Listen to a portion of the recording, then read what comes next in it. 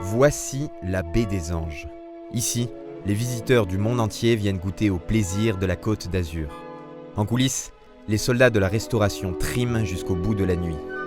Certains d'entre eux consomment des stimulants. Alcool, cannabis, cocaïne. Car quoi qu'il arrive, en cuisine ou sur les terrasses, le spectacle doit continuer.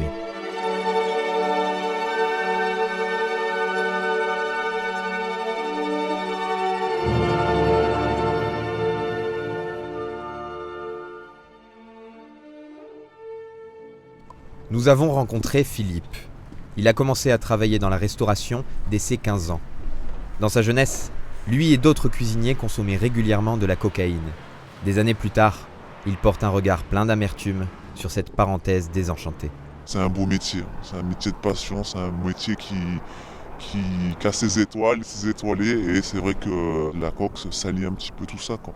On se laisse tenter, hein, le monde de la nuit, le monde de la restauration, on est dedans, on se booste, et à force, nos seuls moteurs deviennent que la cocaïne de toute façon. Donc que la coque, on pense qu'à ça. Pour ses enfants, Philippe a décroché de ce qu'il appelle la C. Il se souvient d'établissements où la dope se consommait pendant le service, comme au restaurant où travaillait Alexandre, serveur de 27 ans. Admettons, demain, c'est moi qui touche quelque chose. De la cocaïne ? Voilà. On a une assiette réservée à ça, Dans l'établissement ? dans les vestiaires. Donc, on prend l'assiette, moi je fais la trace pour moi, j'en fais 2-3 pour les autres.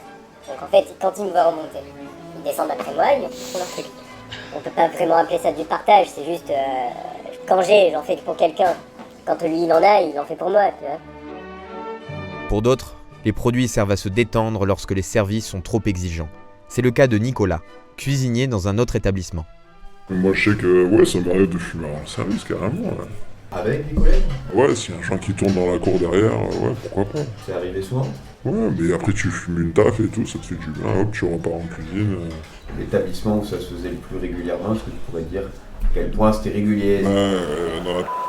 C'était tous les jours. Tous les jours ? Tous les jours et plusieurs. Quand ça redescendait, on se disait, c'est le moment de se faire un méo. Donc c'est le patron qui fournissait, moi j'étais juste là à rouler. Souvent, ces artisans de l'hospitalité se réunissent après le service, histoire de décompresser autour d'un verre. Non, j'ai jamais vraiment été dans l'excès. Après, c'était minimum, 3-4 litres de bière dans la soirée. Mais ça va, la soirée, elle dure un temps. 3-4 litres de bière, c'est quoi ? C'est 2 pains de chez l'un, 2 pains de chez l'autre.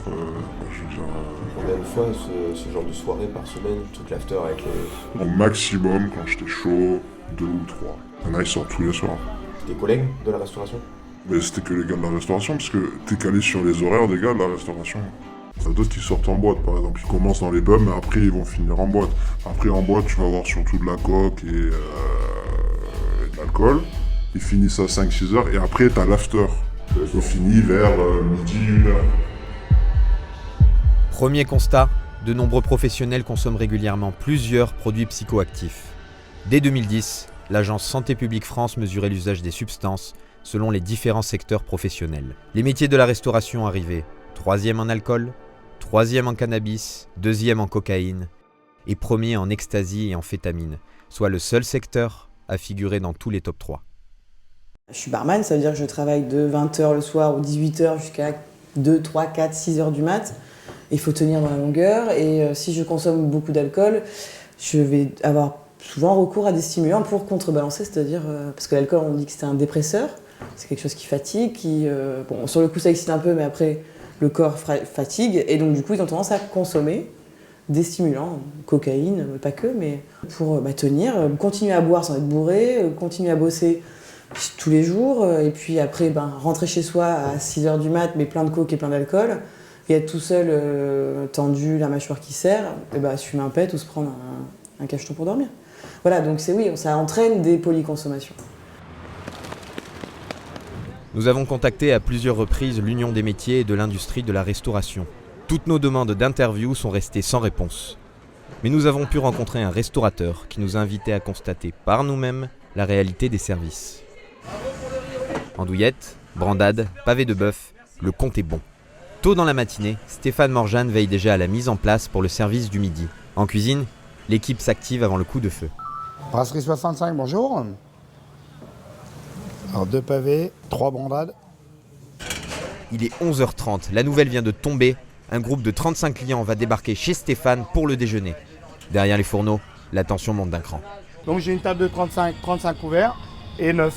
J'ai déjà 44 couverts de réservation. Ça tabasse pendant le service. Ah, moi j'aime. On est là. Dans un quart d'heure, c'est la guerre.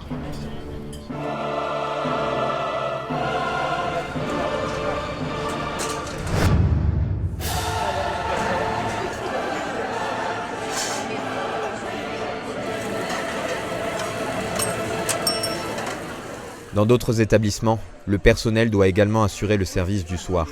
Les quelques heures de coupure permettent difficilement un repos réparateur. Pire que ça, des horaires qui peuvent déborder selon l'affluence. Des métiers peu syndiqués où la passion peut faire la différence. Alexandre, l'un de nos témoins, serveur dans un autre restaurant, s'est confié sur la lourdeur des services pendant la saison. C'est un métier de chien galeux. Et en fait, je fais que ça. Je fais que ça, j'ai l'impression de faire que ça. Quand je me couche, je rêve de ça. Ça occupe trop d'espace, quoi. Le plus chiant, c'est quoi? C'est la difficulté du service? Non, le plus chiant, c'est que je suis de plus en plus frustré de ne pas pouvoir faire autre chose à côté. Donc en fait, quand tu arrives à déconnecter, je sais pas, même 2, 3 heures, 4 heures, tu te mets une race phénoménale, quoi. C'est pas tu déconnectes pour boire de bière. Stéphane, c'est toujours le speed comme ça? Toujours. Non, pas toujours quand même. Quand la pression retombe, Stéphane nous parle de son autre casquette. Directeur artistique en discothèque depuis plus de 20 ans, il regagne chaque samedi soir le monde de la nuit. Ce qui m'a plu dans la nuit, c'est de faire des soirées et de trouver, de créer. Et bon, j'étais un des premiers à faire, le premier même à faire David Guetta, à trouver Bob Sinclair. Au Grand Escurial à l'époque, on a fait vibrer la Côte d'Azur. Moi, j'ai fréquenté un petit peu les artistes, tout ça. Voilà, si t'es pas comme eux, t'es un peu écarté. Alors tu fais style que tu fais, mais tu fais pas. Tu fais style que tu prends des produits? Ça m'est arrivé. Voilà, parce que tu arrives dans des soirées, il y a des montagnes de fatigués là. Et voilà, moi ça m'intéresse pas. Voilà. Donc t'as vu les produits passer sous tes yeux? Oui, bah, j'en ai vu. Moi, j'ai commencé à faire des soirées depuis l'âge de 18 ans, j'en ai vu. J'en ai vu, mais je suis toujours refusé. Moi, de me proposer un acide ou un ecstasy, c'est comme de me dire de boire un verre d'eau de Javel, ça m'intéresse pas. Nous avons rendez-vous avec Philippe. Il a fait le choix de quitter le circuit traditionnel et la violence de certains services. À 40 ans, il est cuisinier dans la fonction publique. On fait plaisir aux gens, parce que la table c'est quelque chose d'important, et on voit qu'on leur apporte du bien-être et du plaisir. Mais nous derrière on a quoi? C'est des métiers qui sont très très très durs. Très durs physiquement, psychologiquement. C'est des métiers où on a des problèmes de famille, parce que à un moment sa femme elle se barre. Quand le mari n'est plus jamais à la maison, ou on voit plus ses enfants, et puis c'est de moins en moins bien payé, de plus en plus dur. Donc on essaie de trouver du plaisir où c'est qu'il y en a, quoi. Tout simplement.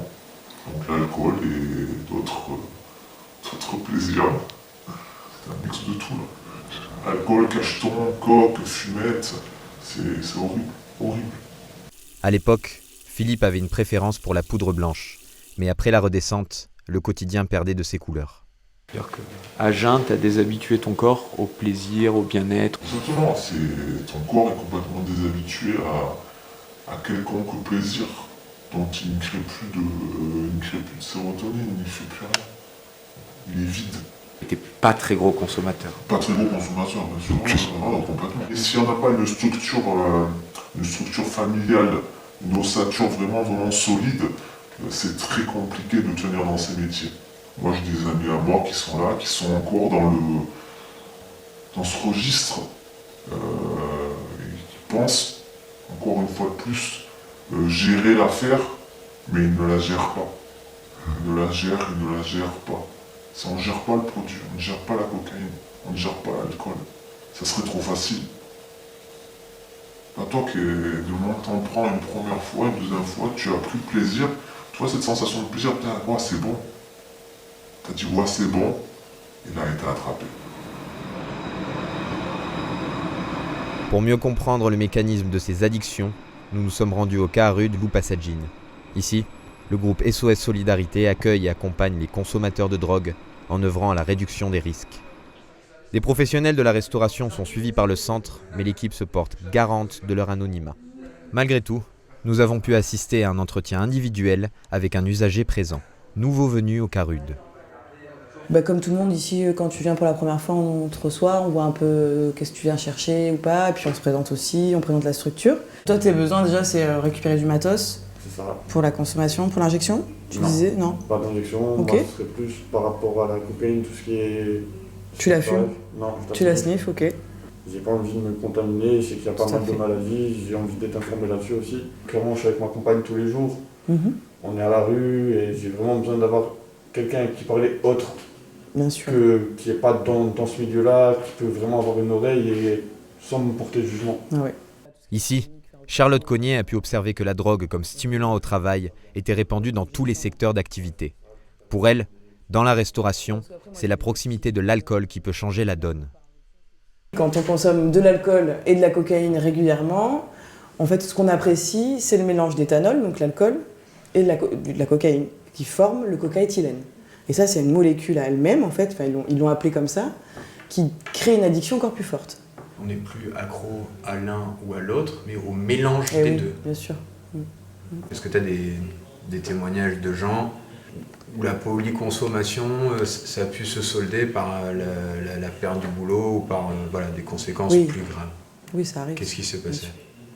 Des patrons qui se rendent compte qu'ils ne sont pas performants, que finalement ça les aide pas de consommer comme ça, ou qu'il y a eu des problèmes avec la clientèle, où ils modifient pas leur comportement, ils perdent leur boulot en première étape, est-ce qu'ils en retrouvent derrière ou pas, et puis surtout consommer de la cocaïne par exemple, c'est un produit qui est très cher, donc on se met vite dedans, on va faire des prêts, soit on est dans la revente après parce que au moins on paye sa conso sans être complètement à la ruine et endetté tout de suite. Mais bon, on est dans des histoires compliquées après, donc après on est souvent en problème de justice. Il y a toute cette dégradation qui fait que nous, on se retrouve sur des centres comme ici, où la majorité des gens qu'on reçoit, pas tous, mais sont en grande précarité. Ouais. On a des gens ici qui ont été richissimes, qui ont été propriétaires de lieux de nuit aussi, de bars, d'endroits super branchés, qui marchaient extrêmement bien, et qui ont tout perdu à force du temps. Ouais. À l'abri des projecteurs, une addiction peut en alimenter une autre. Gnôle, pétard, poudre, tases, les produits sont variés. Autant de tentations pour ces papillons de nuit. Fini pour de bon, on peut pas dire que c'est fini pour de bon parce que on sait pas ce qui peut nous arriver dans la vie. Mais quand on ressent vraiment le dégoût du produit, ça veut dire que déjà on est sur la bonne voie de plus jamais y retomber. Philippe a peut-être terminé son service le plus difficile. Il laisse derrière lui des milliers d'anonymes, usés par le métier, ses stimulants et leurs cocktails explosifs.